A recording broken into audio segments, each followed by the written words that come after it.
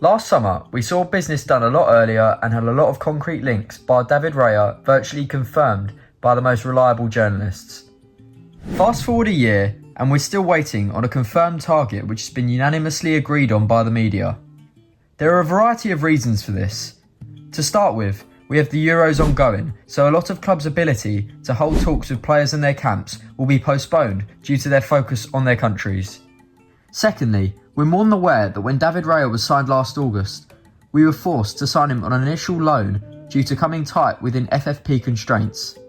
This is obviously now going to be completed on a permanent deal for £27 million this summer.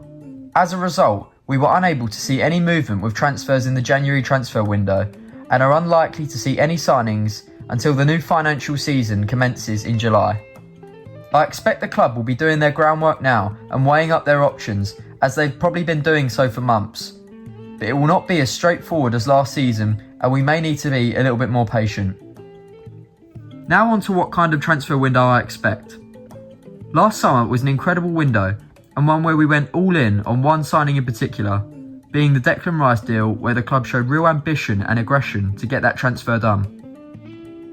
They probably spent more than what they were initially planning on doing so, and as a result, I think that will leave us looking for more value in signings this summer.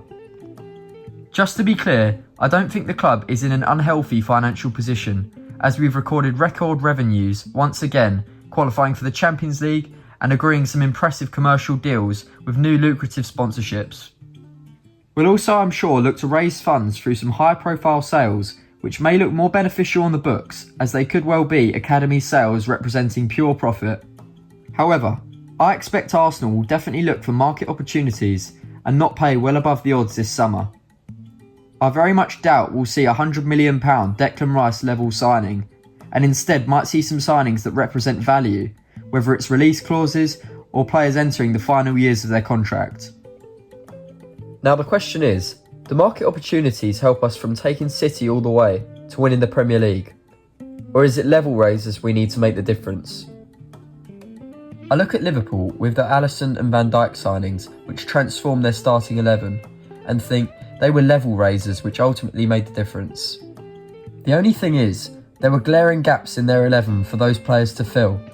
In our situation, it can be argued that bar maybe a midfielder and a striker, it's quite hard to sign players that take our side to a new level without spending crazy money. There's been a lot of talk of us trying to negotiate below release clauses for the likes of Osimhen and Gyökeres, and I can see why. There won't be a player in those forward areas to the level of a Declan Rice who the club feel that spending over £100 million represents value for years to come, which can take us to a whole new level. And I think the club are more than happy to wait until a player becomes available who they are positive can come in and make that sort of impact. Take the Sesko rumour for example. The club obviously monitored the situation, saw value in his fairly reasonable release clause, but he signed a new contract and we moved on. Do I expect them to panic and then pursue a transfer which would cost the club more and may not have a much greater impact? I'm not so sure. I think we're more likely to see a window where we can spend between £150 and £200 million if we're able to get our sales right.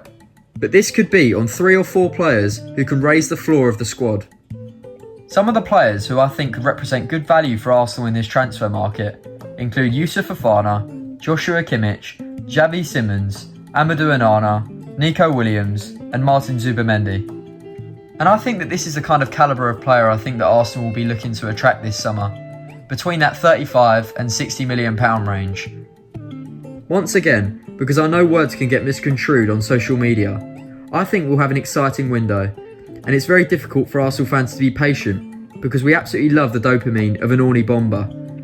But I think the club will act a lot more sensibly this window, not by shopping in Primark, but definitely not in Harrods.